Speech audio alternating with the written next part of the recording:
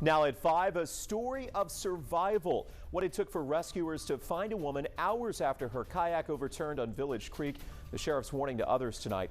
Plus 2 months without water, and people at an apartment complex in Orange feel forgotten. What a congressman is telling them tonight. And celebrating Black History Month. Tonight we'll meet a Southeast Texas leader who says you're never too young to lead. 12 News at 5 starts now.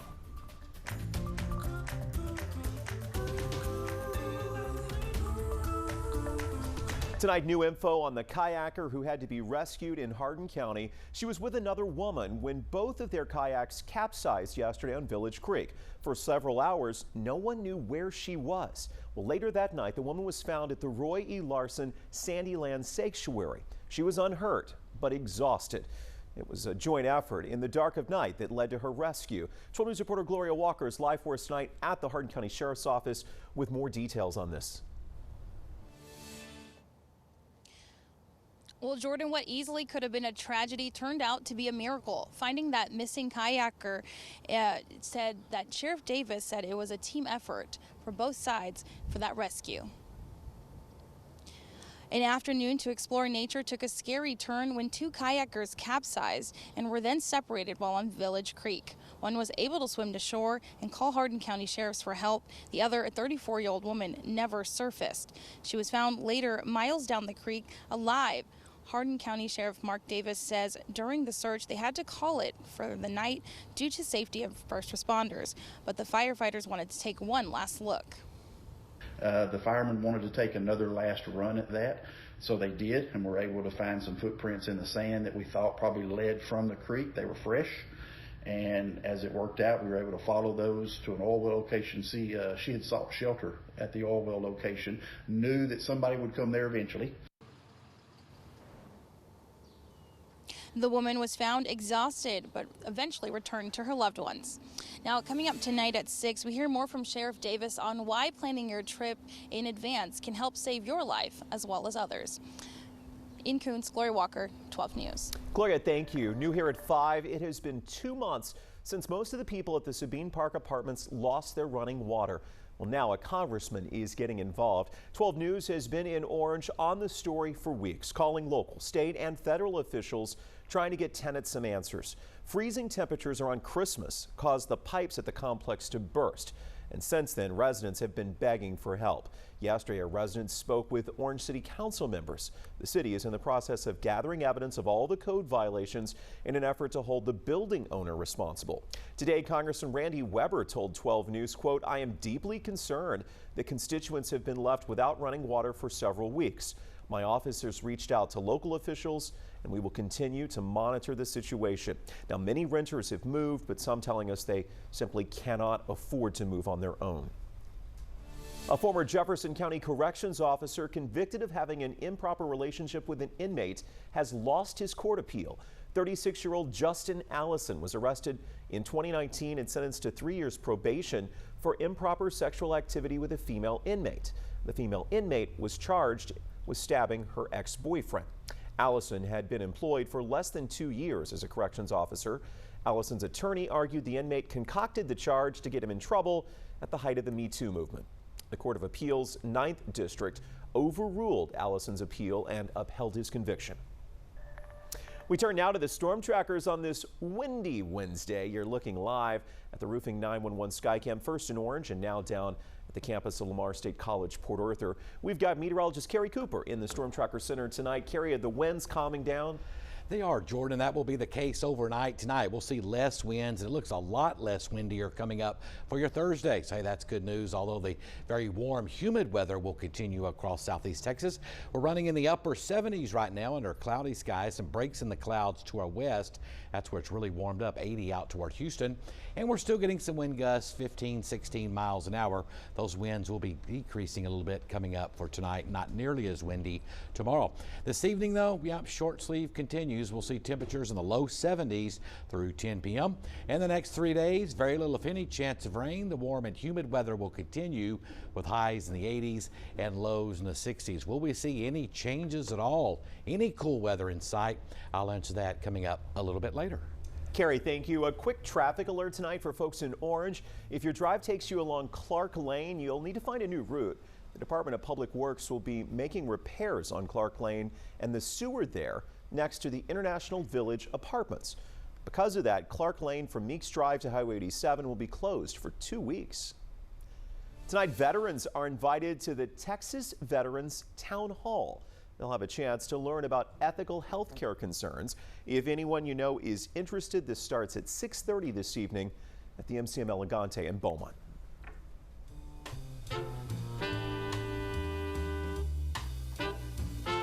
I would say start now.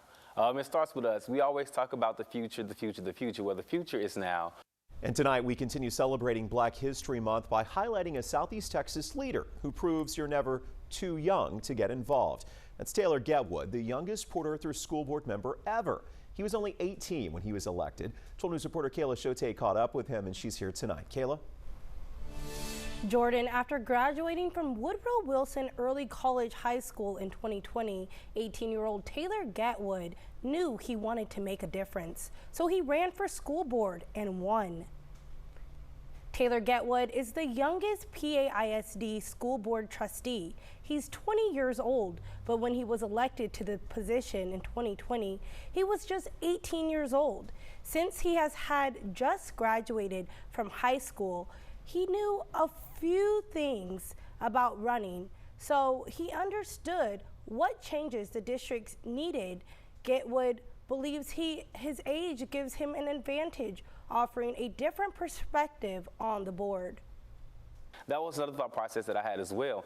If we don't, as you start assuming these positions now, when it's our turn, how is it going to look? Will we know what to do? Will we know how to actually conduct a meeting? Will we know how to advance and move a district forward? So age is nothing but a number. Getwood wants all young people running for leadership positions to know that as youth, we do not all know everything. So keep an open mind to learn from others as you grow. Coming up at 6 p.m., you'll learn how Getwood is balancing being a Board of Trustees member while also serving as Mr. Texas Southern University and Mr. HBCU. In studio, Kayla Chote, 12 News. Across the nation tonight, a preliminary report from the NTSB should be released tomorrow, nearly 3 weeks after that toxic train derailment in Ohio. East Palestine residents continue to question their safety. The EPA has sent a new order against the rail company Norfolk Southern. In fact, the EPA is demanding the company to conduct and pay for the cleanup of the toxic chemicals that spilled. I know this order cannot undo the nightmare that families in this town have been living with. The rail company says they have gathered 1.5 million gallons of contaminated water and more than 4,500 cubic yards of contaminated soil.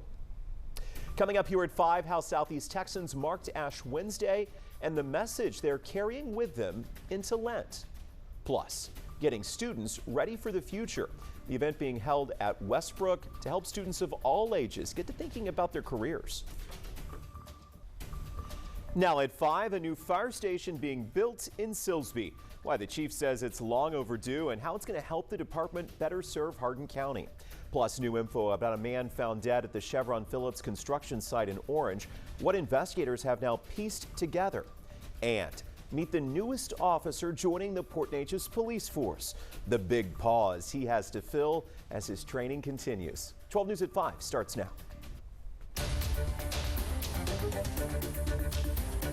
We begin with breaking news. We've got new information in the case of a missing woman. Jasper County Sheriff's deputies and the FBI are now searching a home near Beaumont in connection to Christy Russo's disappearance.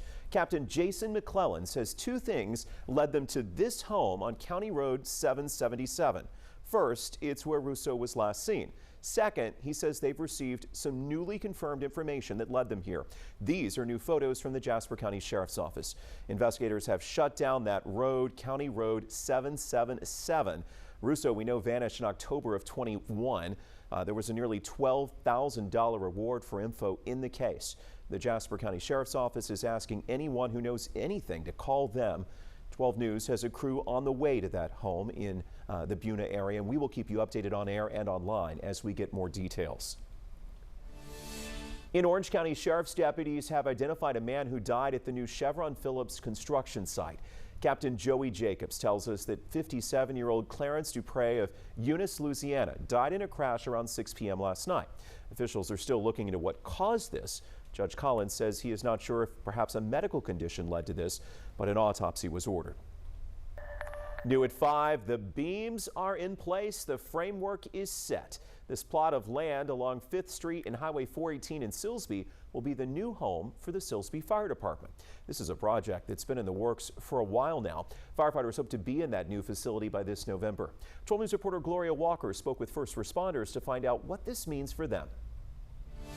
Construction is underway behind me, and first responders are excited. They hope to be in their new home by November. Building blocks are being laid, making this dream on its way to becoming a reality. For 2 years, Silsbee Fire has needed a new home. Construction crews started in January, prepping this land to build a state-of-the-art facility. The new fire station will be 2 stories tall and will have dorms for volunteer firefighters to sleep in. Silsbee Fire Chief Robin Jones says it's needed for the team. They need a bigger place, a place to rest, and a place that's equipped to house volunteer firefighters for the long haul. It will be their home during any natural disaster. During major events, we don't get to go home at all. You know, you're there from the start till it pretty well ends and everybody gets settled into their own homes. So a place to go lay down and get some rest is very important. It's better than we've done in the future, you know, in the past.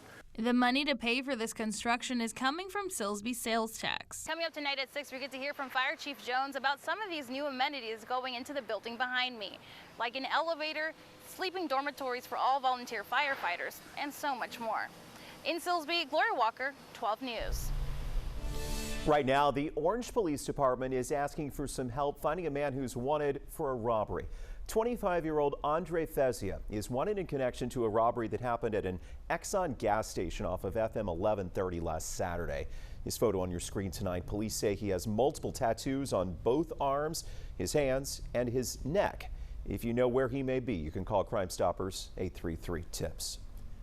Some new info coming in on a developing story from Port Arthur within the past 15 minutes.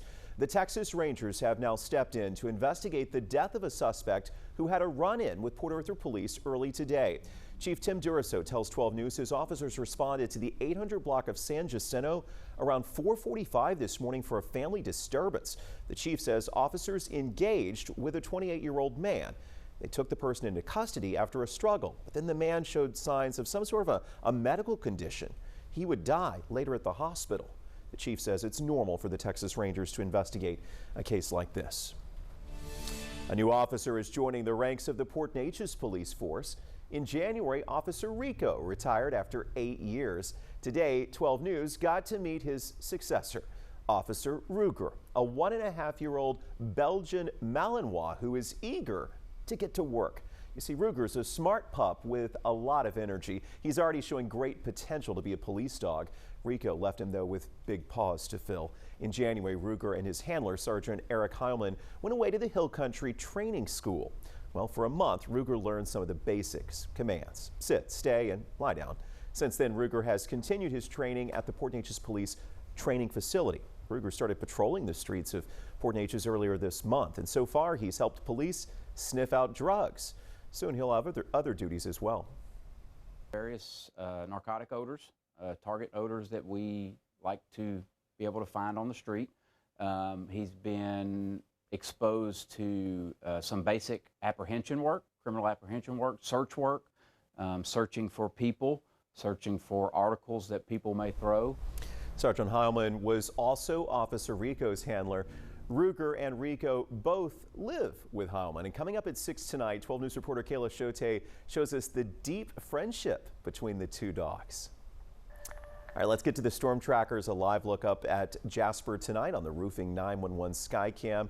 Some breaks in the clouds. It's another warm one as well. So let's bring in Chief Meteorologist Patrick Vaughn. What are we expecting for the rest of the evening? Well, it looks like more of the same. Warm, humid across the area. Maybe a sprinkle as the clouds continue to thicken up over the area. Right now, we've got partly sunny to mostly cloudy skies. A front off towards the northwest of Huntsville may kind of try to slip on into the area as temperatures are into the middle to upper 70s and lower 80s out there right now. Very high dew points. That means there's a lot of moisture in the air. And we even had a heat index. It is February, right? Yeah, some heat indices in the mid-80s this afternoon. Our forecast here for the Triangle, we'll see the fog thicken up, especially in Jefferson and Orange counties, as there's a dense fog advisory in effect. 10 p.m., we're down to only 70 degrees. More the same the next 3 days, except windier by Sunday. More on your Storm Tracker forecast coming up on 12 News.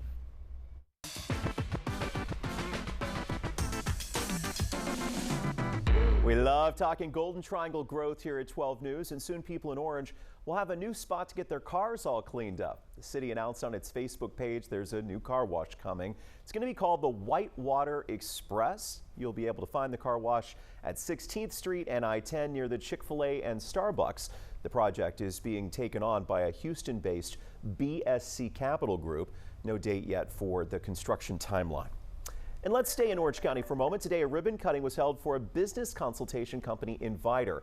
1310 Business Solutions is dedicated to helping small and medium-sized businesses grow, whether it's helping an architect, getting projects moving, or maybe a restaurant that's trying to deliver food. The owner of 1310 says the area's growth has to do with our closeness to the Houston airports and also our southern hospitality. And it's fun discovering some of the little businesses and the little niches that they play, whether it's food or it's entertainment or anything else. Absolutely amazing. And the owner anticipates more growth here in Southeast Texas. Coming up at 5, helping the pediatric population. The hands-on training that medical experts received today to deal with disasters. Plus an update from Florida, 3 people killed in a shooting in Orlando. How you can now help the family of one of the victims.